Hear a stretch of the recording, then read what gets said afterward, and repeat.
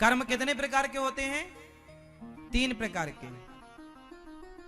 जो आप कर रहे हैं वो क्रियमाण कर्म है, जो कर चुके हैं वो संचित कर्म है, संचित हो गया, आपका स्टोर हो गया। और वही कर्मों का फल जब आपको मिलता है तो वही प्रारब्ध हो जाता है, भाग्य। लोग कहते हैं हमारे भाग्य में था, अरे भाग्य में भी वही होता है जो आपने कर्म करके संचित किया था।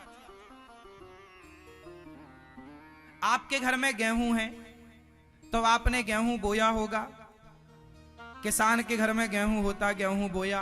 तो जब गेहूं बो रहा था वो था क्रियमाण कर्म, वो क्रिया कर रहा था, बो रहा मतलब क्रिया कर रहा, क्रियमाण कर्म। बोना मतलब गेहूं बोना मतलब क्रियमाण कर्म। अब गेहूं जब बो के उसने फसल आई तो काटा, वो काट के घर में रखा, तो वही क्रियमाण कर्म का क्या बन गया? संचित। अब संचित हो गया गेहूं, संग्रह। समझ में आ रही है? खोपड़ी में घुस रहा है कि हम अकेले, है ना?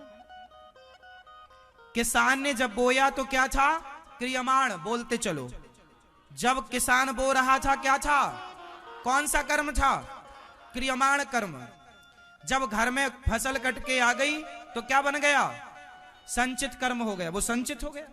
और वही फिर उस गेहूं को उसने पिसवाया और रोटी खाया, तो वही था प्रारब्ध। उसके भाग्य में रोटी थी, क्योंकि बोया ही गेहूं था तो रोटी ही खाएगा।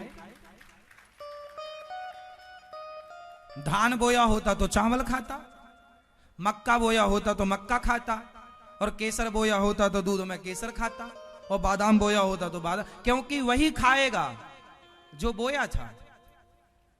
समझ में आई? वही तुम्हारा जीवन है, जो तुम करते हो वही तुम्हें मिलता है। और तुम रोते हो भगवान ने दुख दिया, भगवान कोई दुख नहीं देते, अपना कर्म ही व्यक्ति को सुख दुख देता है।